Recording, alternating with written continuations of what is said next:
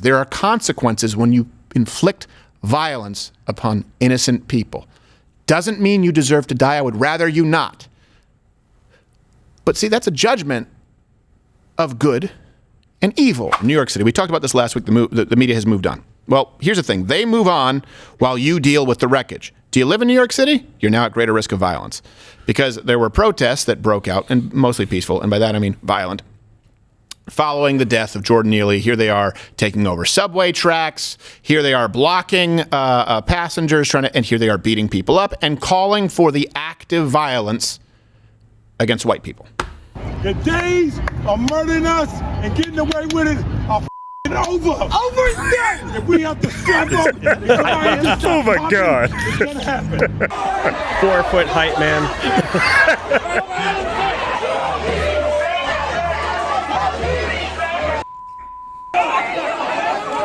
Jesus. Your volume is violence. What? Yeah, look at that. Upon any one of us, we laying you the down. They didn't learn after George Floyd. They didn't learn. Yeah. These people are nuts. By the way, you know you what's see crazy? that guy with the Che Guevara shirt? Che Guevara, just let's bring that back up. You may not know this. Che Guevara executed black people for being black. Right. He said execute without trial before, I believe it was a UN rights tribunal. He said, yes, we will continue to do so. He broke down one of the walls to his office so that he could watch the shooting squad at work. He didn't like black Hispanics. He wanted to purify Cuba to basically European Spanish blood. Yeah. That guy might as well be wearing a Robert Byrd shirt or a Hitler shirt. And where's the third rail when you need it? Yes. I mean, somebody could have made a mistake and stepped on it and been like, oh, well. What were you about to grab somebody else? One of the twins was about to say something. Did I miss it? It's crazy, man. You see all these people victim to violence on the subway, and nobody says anything. And then when somebody stands up and, unfortunately, the guy lost his life, then he want to riot and well, we have new info too on, by the way, a Marine. What happened? Do you want to cover that behind the paywall? No, I want to start it here, and then we'll continue it here on Mug Club. Cool. So they're trying to make it George Floyd 2.0. Okay, let's look at what the media has been saying about this. So New York ACLU Executive Director Donna Lieberman, is that right? Is it not Lieberman? Is it Lieberman? Lieberman? That's a silly name. I have no idea. It's according to The Guardian. It says, his killing is a reflection of our deep racial bias in our society. Okay. It's Lieberman. Yes. It is Lieberman? Typo. That's a typo. We admonish the researchers. All right. We'll admonish the researchers here. Yes. NBC ran this wonderful headline. Black Americans say white vigilantism played a role in Jordan Neely's homicide. White vigilantism. By the way, again, this is from NBC News. Who says it? What's the source? Black Americans. Which ones? Most of them. That's not a good source. Black Americans, white vigilantism. That's what they would do at CNN. Yes. What? It's like, Black people don't even use that word. No, they do not. They're like, you mean that white guy got his? I guess he got his. Would you describe it as a vigilantism? No. What does that mean? I don't even know. This bitch. So let's be clear. They're still going with this, but there's new information. They're going with this even in the face of the truth now. They have not discussed this on CNN today. I can imagine why. Jordan Neely is the man who was choked. Okay. Not only did we tell you before about his 42 arrests, I believe, including an outstanding right now warrant for felony assault. Now there have been more and more videos surfacing of Neely being violent, right? Even hurling gay slurs at New York City streetgoers. If we have this clip, here are more clips of the man. Sure, yeah, rainbow. Angry Michael. See you, Michael.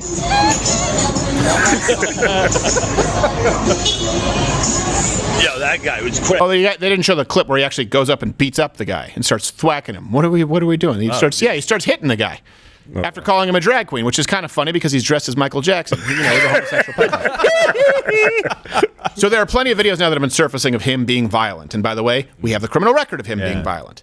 Now there's new video, and I don't know if they updated the clip with what you mentioned to include. Well, so that wasn't on the clip. That was a quote, though. You can hear it. It's really kind of low, so you kind of pull it in. But I think we have So the Marine, who we now know as Daniel Penny, who choked the man, right, actually was actively putting Neely in what he thought was a recovery position. Again, he didn't know how to apply any type of strangulation hold properly because they don't give you that training in the Marines. Yeah. And he didn't know how to apply a recovery position. But the point is, if you're talking about intent, this was not a white Marine going out to kill a black man. This is a repeatedly violent black man who targets the most vulnerable among us, people on the subway, sometimes women, sometimes people who we've used as gay.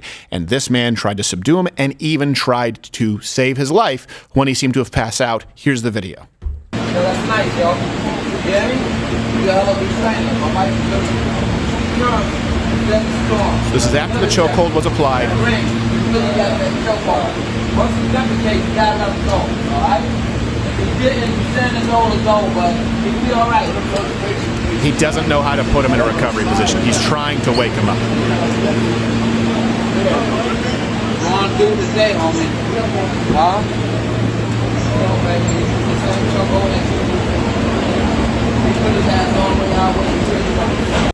Okay, and then afterwards you said there was a quote. Yeah, so one of the people actually was thanking him for what he did, basically, right? Right. Just saying, because it's one of the people that was threatened there, and just showing some appreciation for him stepping up and kind of stepping into the gap, basically, and trying to keep a situation from getting even further out of control. So the people that were there say that. The people that were there in the situation, not, hey, this is just Michael Jackson, a street performer. The people that were there who felt threatened say thank you for standing up for us. Yeah. Right. So that matters a lot, that the people in that situation were at least had some gratitude for what this person did. Here's the thing. It's not going to change anything as far as the people. It won't be as big as George Floyd, but the people in New York will continue to riot. They'll continue to protest. Yes, of course. They'll continue to be violent in spite of the facts. It's not in absence of the facts, in spite of the facts. And you can predict this. You can predict it down to the letter. This is exactly what will happen with Allen if it's an inconvenient narrative, just like with Nashville. They're trying to memory hole what happened with Jordan Neely because it's very clear that, by the way, the police released him for a reason because they saw a tape, and I'm willing to bet even more tape than we have seen, and they looked at this guy's record, and they looked at how violent he had been, but the media wants you to believe it's white guy, black guy. Again, we have a social contagion in this country. Let me ask you, what do you think breeds more violence? Me saying, look, wait for the facts. At the very least, wait for the facts. Let's start. Let's send thoughts in prison. There's a tragedy. But wait for the facts and err on the side of caution. And not everything is white and black. Let's look at people's actions as it relates to these activities. In this case, it was very clear that race had nothing to do with it because there were people from different races who were trying to subdue this man. Wait a second. Good versus evil. Good and evil does matter. Now, not everyone is all good and not everyone is all evil. I would argue that we're all evil unless we correct ourselves through the eyes of God, right? Unless we do it through God. That's what we believe as Christians, that human beings are inherently bad. But in the case, you can look at the situation with Jordan Neely, the media. What they saw was white guy, black guy. And now you have violent riots and protests. What we saw was, hold on a second, law-abiding citizen who was trying to be a good Samaritan, maybe didn't know how to handle it as adeptly as he should have, versus 42-time criminal. So maybe there's more to the story here. Your worldview, the lens through which you see the world and approach it, makes a difference as it relates to the mental health crisis, the social contagion. If you cannot acknowledge good and evil, then everything becomes about race, becomes about gender, becomes about physical disability. I don't know if you know this. There's some people in wheelchairs who are pricks. I don't know if you know this. There's some black women out there who are horrible people. And there are some white guys who are nice. There are also, by the way, some black women who are fantastic people. And there are white guys who are piles of crap. I don't know if you know that. But that's a pretty important component to a story when you're going, okay, rather than starting from race, let's start from what?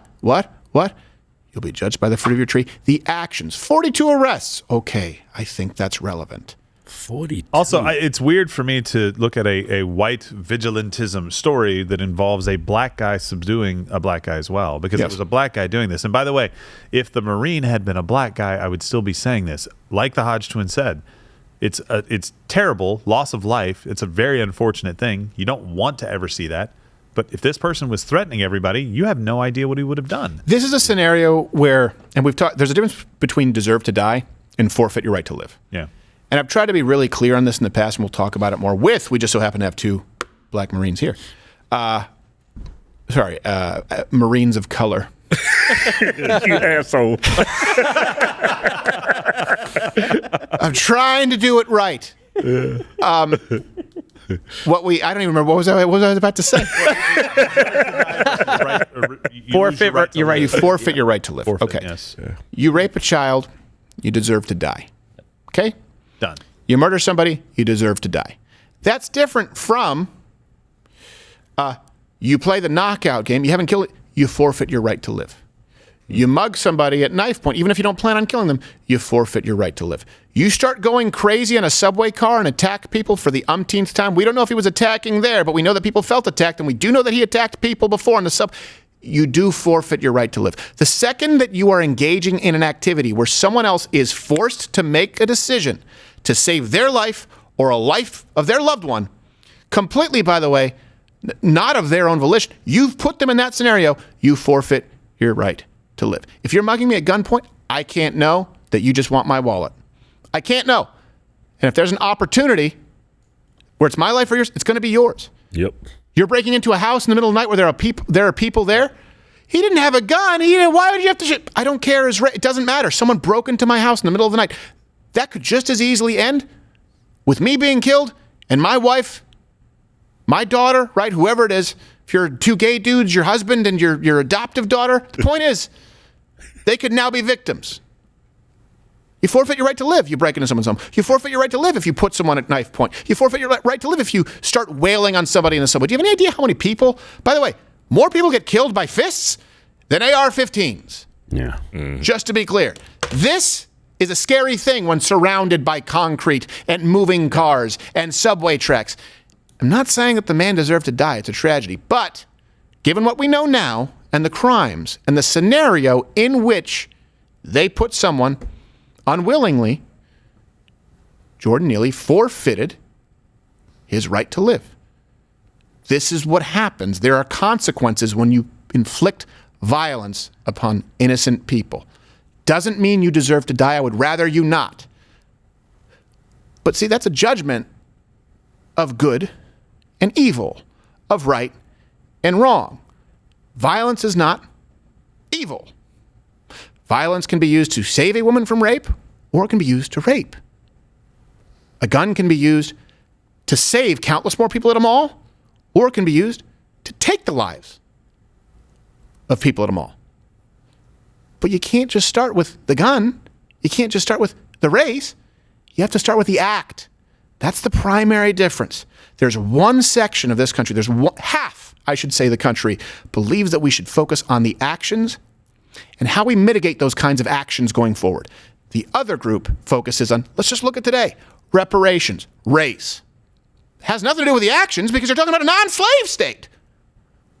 Jordan Neely, race, not the actions, not the crimes. Allen, gun. Every single time we've covered these stories, we've said, how did they act? What did they do? What did they inflict upon their fellow man?